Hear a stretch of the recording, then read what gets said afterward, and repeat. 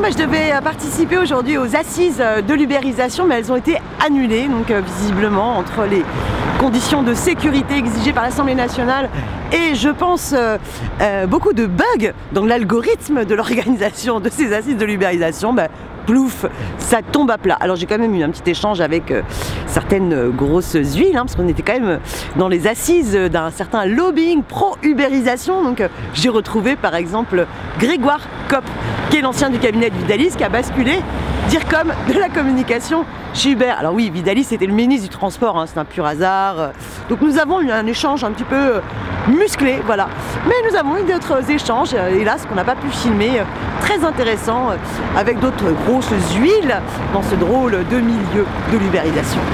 Et pourquoi on ne débattrait pas? On a un certain nombre ici, tous les dimanches, à l'Apollo Théâtre, il n'y a absolument aucun bug. Et vous avez une conférence gesticulée, Uber, les salauds et mes ovaires, et je vous assure, c'est jamais annulé. Vous étiez invité justement pour porter la contradiction et vous auriez pu débattre, notamment avec Grégoire Kopp qui est là aussi. Et oui. Et qui travaille, lui, pour Uber. Exactement. Où est le problème?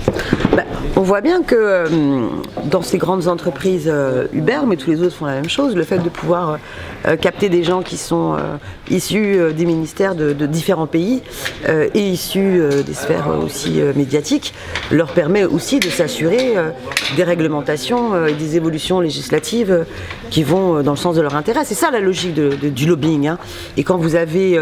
J'ai essayé moi de me balader, d'échanger dans la salle. Bon, voilà, il y a des intérêts pour des grands groupes qui pouvaient être présents, d'être dans ce rapport de connivence. Je donnais auparavant l'exemple de Rousselet, de la G7, à quel point elle était en lien. Donc Rousselet qui était un Donc proche Monsieur de Rousselet, qui est un proche de Mitterrand, qui ensuite était proche de Sarko, qui s'est débrouillé pour avoir des lois qui soient totalement adaptées à un moment donné à ce qu'ils avaient envie de surexploiter au niveau des licences et des chauffeurs, et qui par ailleurs tiennent aussi la sphère médiatique.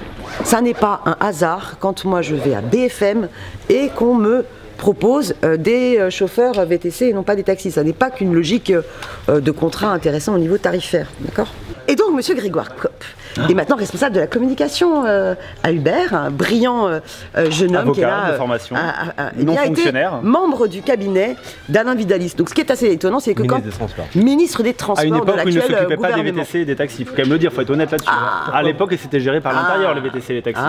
Donc je soutiens un projet de coopérative de livreurs à vélo sur la capitale, et je pense que les collectivités locales pourraient, sur certains secteurs d'activité, pas pour tous les secteurs ubérisés, mais s'impliquer dans des coopératives qui permettraient aux actuels travailleurs indépendants de ne plus l'être socialement, et donc de pouvoir, par le biais de la coopérative, avoir leurs droits sociaux, tout en restant fiscalement indépendants, un peu sous le modèle de la GESCOP Alpha Taxi, justement dans les taxis, qui est une très ancienne coopérative et qui permet aux taxis d'être rattachés socialement, donc ils ont une protection. C'est-à-dire que s'ils ont un accident, s'ils ont un problème avec leur voiture, il y a une solidarité au collectif qui est organisée et une continuité de salaire et de revenus, et en même temps, ils sont fiscalement indépendants.